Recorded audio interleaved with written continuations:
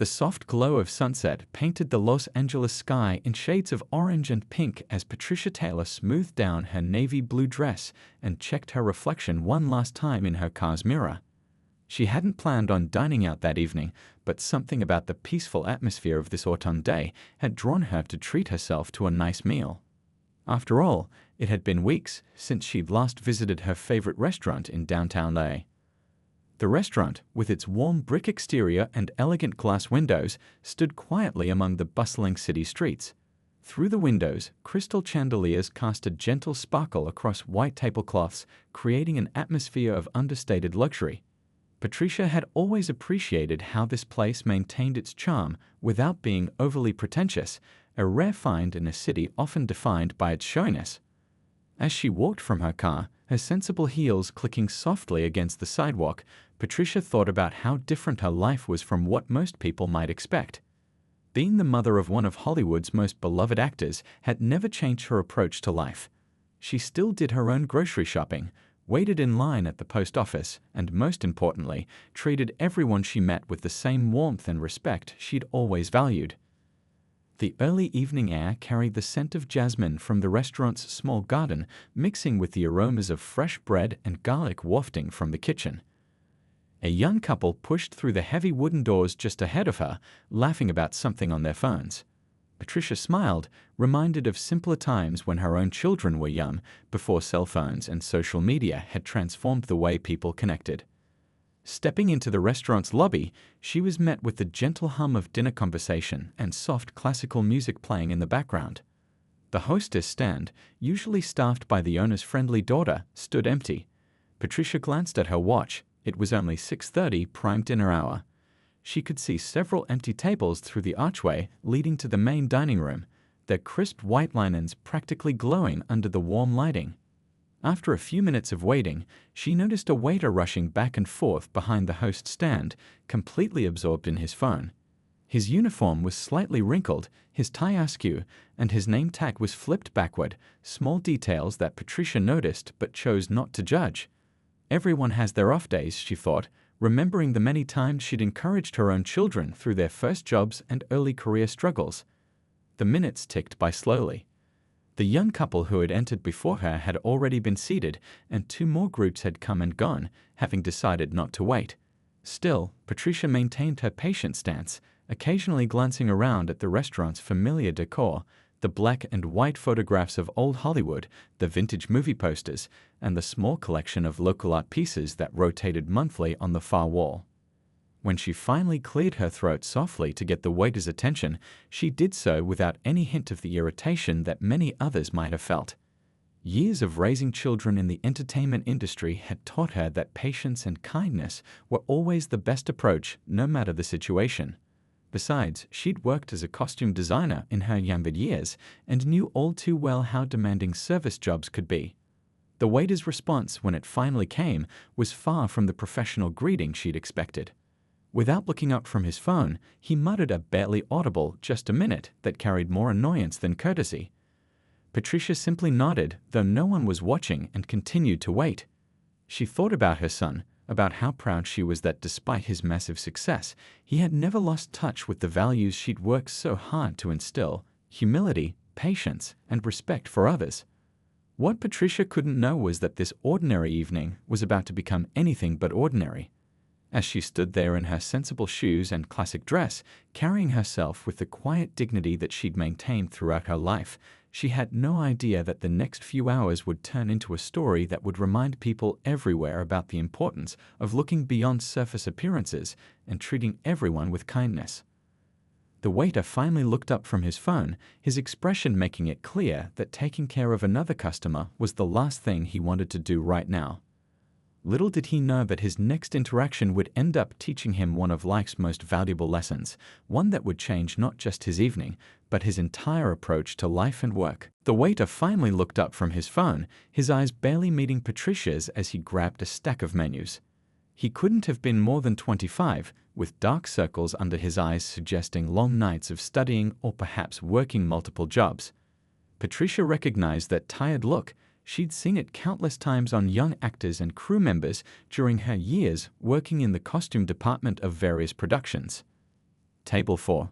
He trailed off, letting the question hang in the air with an unmistakable tone of impatience. His gaze had already drifted back to his phone, which kept buzzing with incoming messages. "Just one, please," Patricia replied warmly, trying to establish a friendly connection. She remembered her own son's early days in Los Angeles, how a kind word from a stranger could brighten even the most challenging day. The waiter's response was a barely concealed sigh as he grabbed a single menu from the stack. "Follow me," he mumbled, already turning on his heel without waiting to see if Patricia could keep up with his brisk pace. The restaurant's other guests looked up as they passed, some offering sympathetic glances at the clear display of poor service. As they weaved through the dining room, Patricia noticed several lovely empty tables near the windows, offering views of the sunset-painted sky and the twinkling city lights beginning to emerge. Instead, the waiter led her to a cramped corner table right next to the kitchen doors, where the constant swinging and banging would make for a less than peaceful dining experience.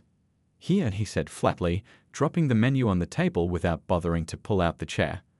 The sound of dishes clattering and kitchen staff shouting orders nearly drowned out his words.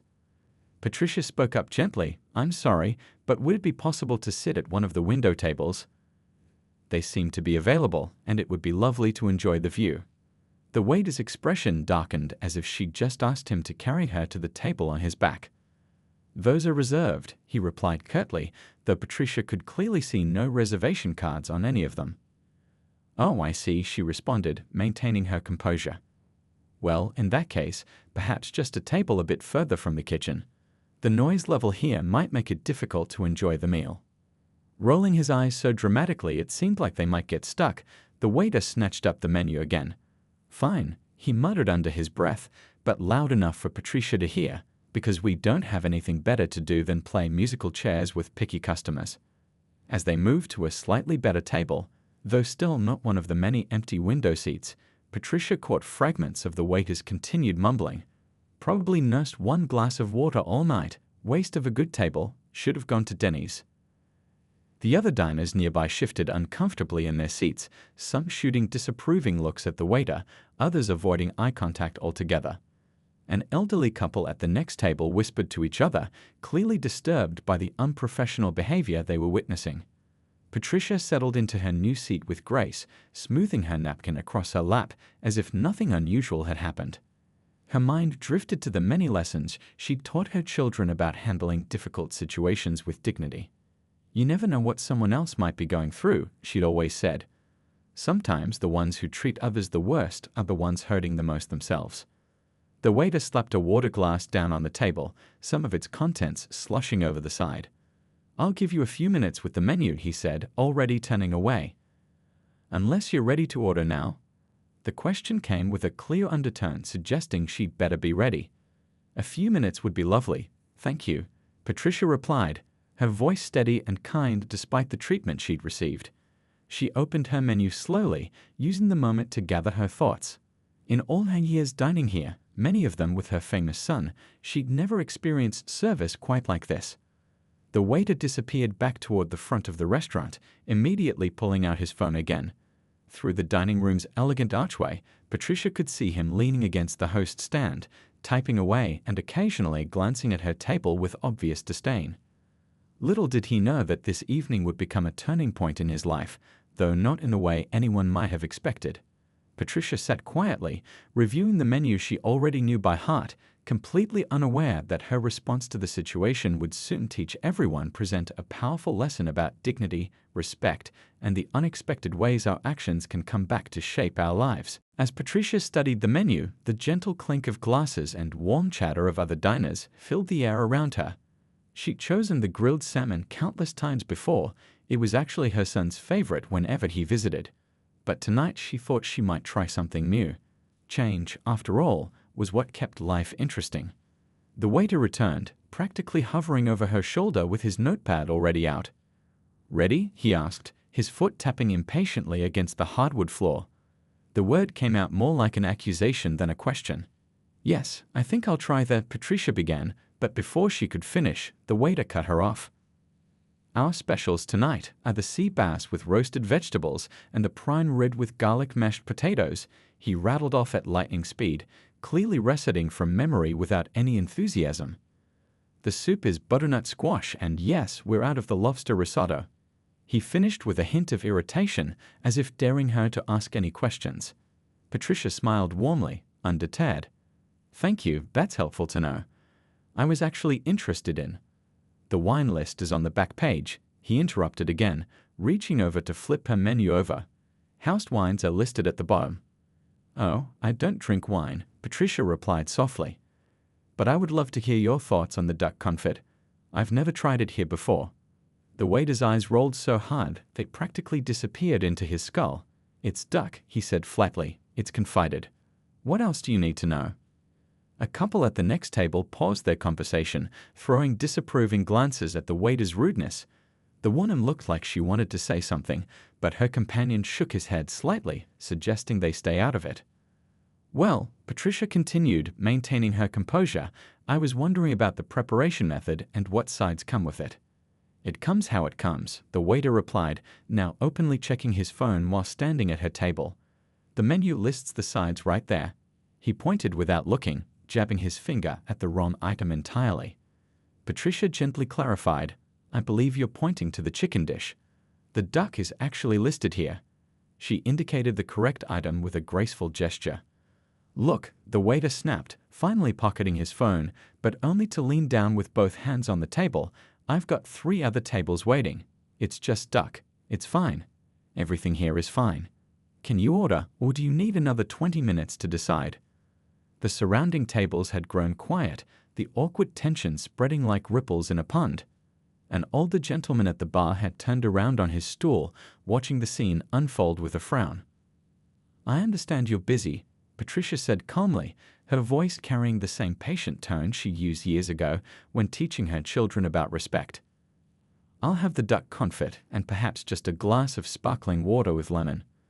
The waiter scribbled something illegible on his pad. Still or sparkling? He asked, despite her clear request for sparkling. Sparkling, please, she repeated patiently. Fine. And I suppose you'll want bread too. The question dripped with sarcasm, as if requesting bread at a fine dining establishment was somehow ridiculous. Yes, that would be lovely, Patricia answered, handing him her menu. He snatched it from her hands, muttering under his breath, Of course you do. Because bringing bread to a table for one isn't a complete waste of time. As he stormed off toward the kitchen, Patricia noticed a young family at a nearby table teaching their children to fold their napkins properly. The mother was quietly explaining restaurant etiquette, though now she seemed to be using the waiter as an example of what not to do. It reminded Patricia of similar lessons she'd taught her own children, including her now famous son, about the importance of treating everyone with respect, no matter their status or position. The minutes ticked by slowly. Other tables that had been seated after her were already enjoying their appetizers. The waiter passed her table multiple times, never once making eye contact or checking if she needed anything. Her water glass sat empty, and there was no sign of the bread he'd so reluctantly offered to bring. When he finally returned, he was carrying her sparkling water, still water instead of sparkling, without a lemon in sight. He placed it on the table with such force that water sloshed onto the white tablecloth. Your food will be ready when it's ready, he announced before Patricia could even mention the wrong water or missing lemon. The kitchens backed up. This was clearly a lie, as plates of steaming food continued to emerge regularly for other tables. Patricia sat quietly, her hands folded in her lap, thinking about all the times her son had told her about kindness he'd received from strangers early in his career, small gestures that had helped him keep going during tough times. She wondered what might be troubling this young waiter so deeply that he felt the need to treat others this way. Little did anyone in the restaurant know that the evening was about to take an unexpected turn, one that would transform a simple dinner into a powerful lesson about assumptions, respect, and the surprising ways our actions can come back to teach us about ourselves. When the duck confit finally arrived at Patricia's table, something was immediately wrong. Instead of the golden brown, crispy duck leg she'd anticipated, a plate of overcooked chicken sat before her. The vegetables were barely warm, and the sauce looked nothing like the red wine reduction described on the menu. Patricia looked around for her waiter, who had already turned his back and was speed-walking toward another table. She waited patiently for him to finish taking their order before raising her hand slightly to get his attention. "Yes," he said sharply, not bothering to come all the way to her table. He stood about 5 feet away, arms crossed, as if creating a physical barrier between himself and any potential complaints. "I'm sorry," Patricia began gently, "but I believe there's been a mix-up. I ordered the duck confit, but this appears to be the chicken dish." The waiter's face twisted into an expression of pure annoyance. "No," he said loudly, drawing the attention of nearby diners. "You definitely ordered the chicken. I wrote it down right here." He pulled out his order pad and waved it in the air without actually showing her the writing. "I'm quite certain I ordered the duck," Patricia replied calmly. "We had quite a discussion about it, if you recall. You explained that it comes how it comes." Her tone remained kind, without a hint of mockery. The waiter threw his hands up in the air. "Look, lady," he announced, his voice carrying across the now quiet restaurant, "I've been doing this job for 2 years. I think I know how to take a simple order. Maybe if you'd spent less time asking unnecessary questions and more time actually ordering, we wouldn't have this problem." A few gasps came from the surrounding tables. A gentleman in a business suit at the next table started to stand up, clearly ready to intervene, but Patricia raised her hand slightly, signaling that she could handle the situation. "I understand mistakes happen," she said softly. "I worked in the entertainment industry for many years, and I know how hectic things can get. Would it be possible to simply correct the order? I'm happy to wait." The waiter let out an exaggerated sigh that seemed to start from his toes. "Fine, whatever. But just so you know, sending food back really messes up the kitchen's timing. They're not going to be happy about this."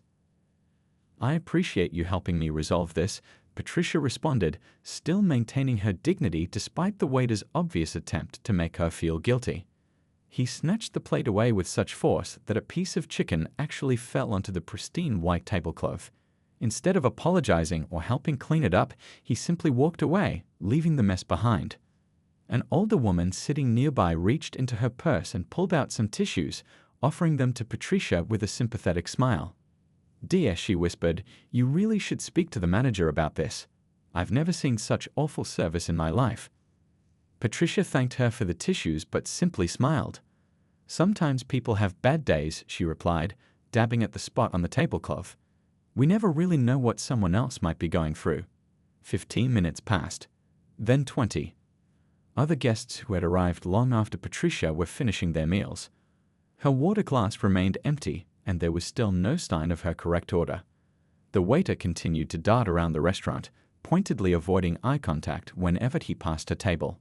Finally, after nearly 30 minutes, he returned with a plate. Without a word, he practically dropped it in front of her. This time it was indeed duck confit, but it looked hastily prepared, as if someone had rushed it through the cooking process. The meat was barely warm. Before Patricia could say anything, the waiter launched into what seemed like a prepared speech.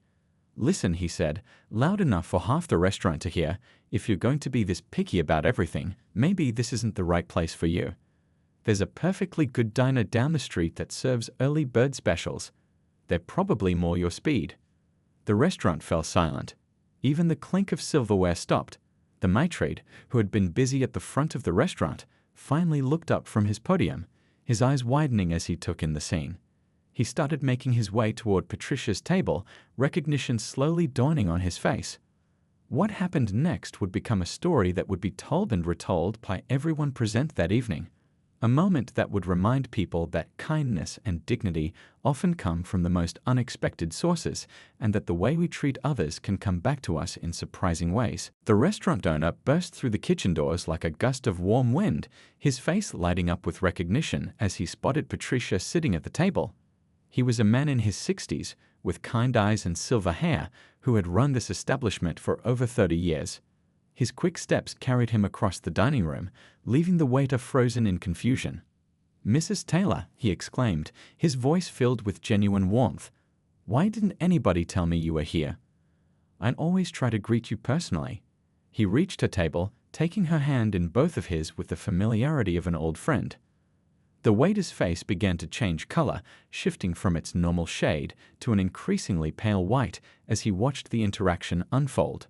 His phone, which had seemed permanently attached to his hand all evening, slipped slightly in his grip. "It's lovely to see you too," Patricia replied warmly, standing to give the owner a gentle hug. "I was just thinking about how much my son loves your duck confit, though I must admit tonight's dinner has been a bit of an adventure." Her voice carried no anger, just a hint of amusement. The owner looked around, suddenly noticing the tension in the air and the silent attention of every diner in the restaurant. "An adventure?" he asked, his brow furrowing with concern. "What do you mean? Is everything all right?" Before Patricia could answer, a young woman at a nearby table spoke up. "Sir, your waiter has been absolutely horrible to this sweet lady all evening. We've all watched it happen. It's been shocking." Murmurs of agreement rippled through the dining room. The businessman who had almost intervened earlier added, "I've never seen such disrespectful service in my life. And to treat Mrs. Taylor of all people this way."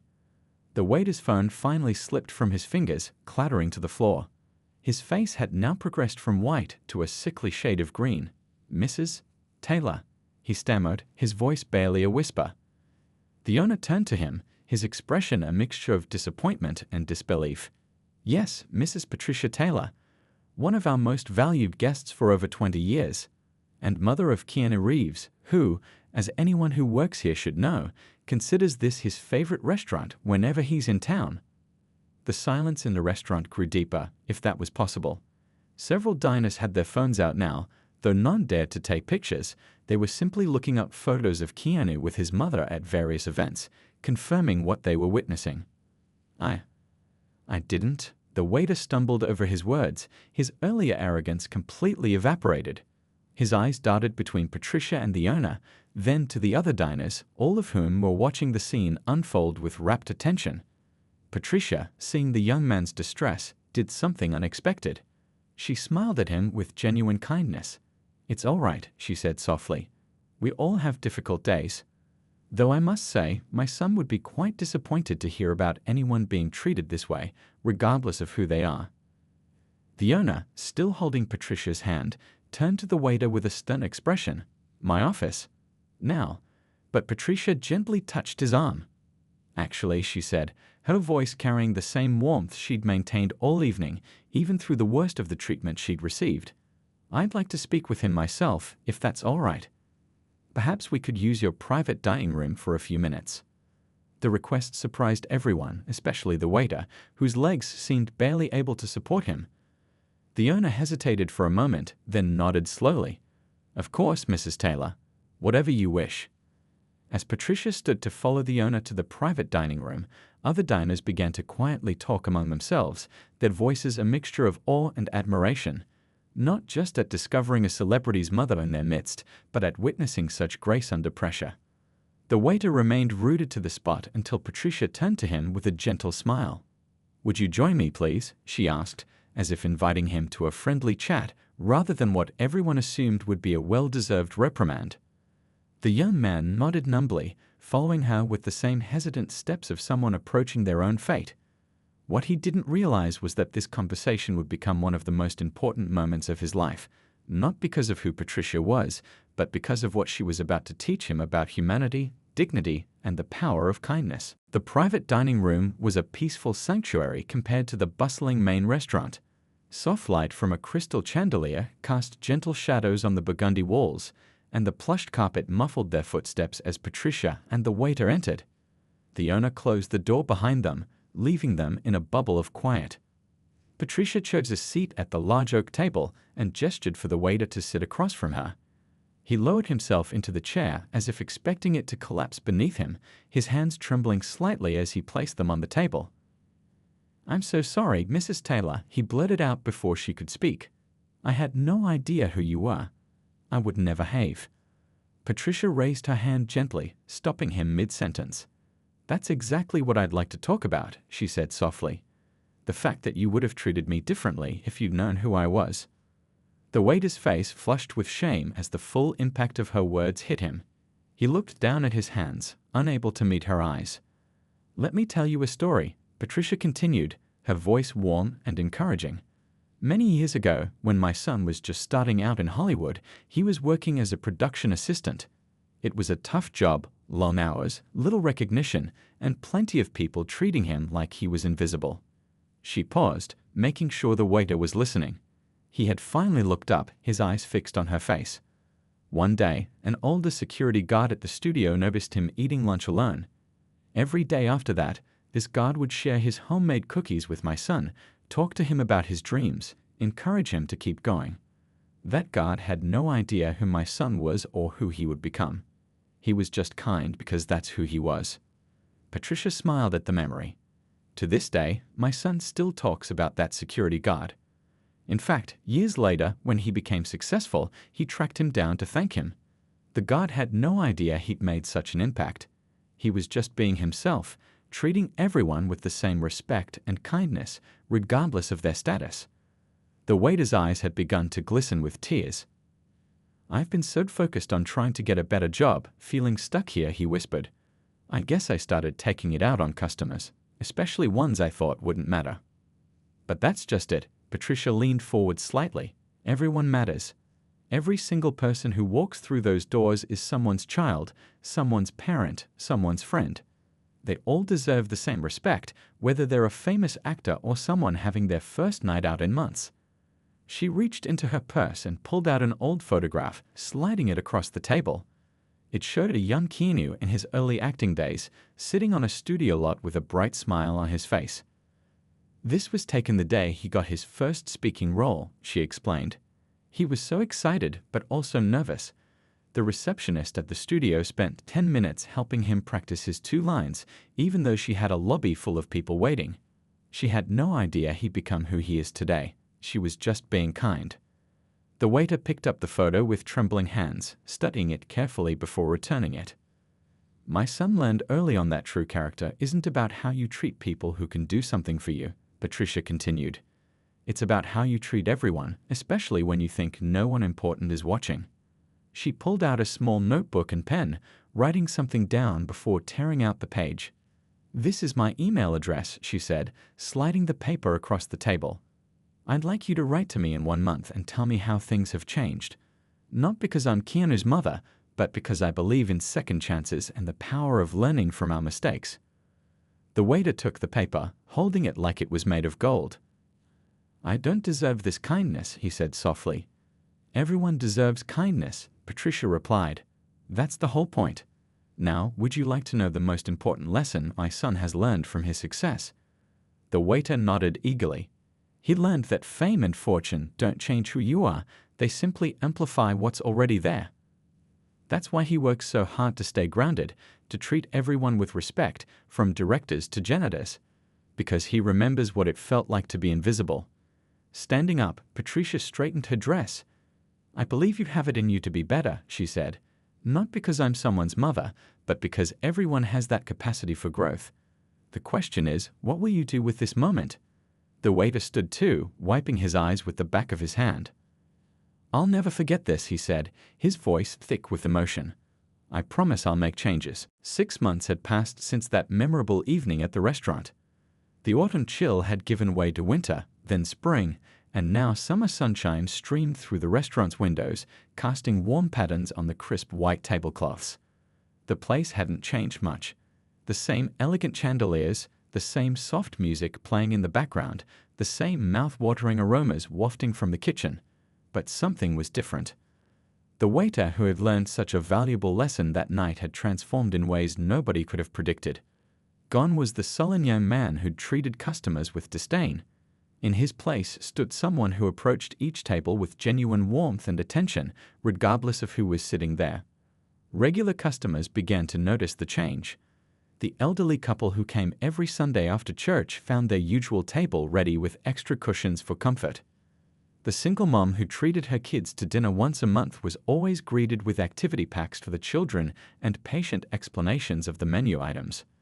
The college students who split appetizers while studying were never rushed, and their water glasses stayed full.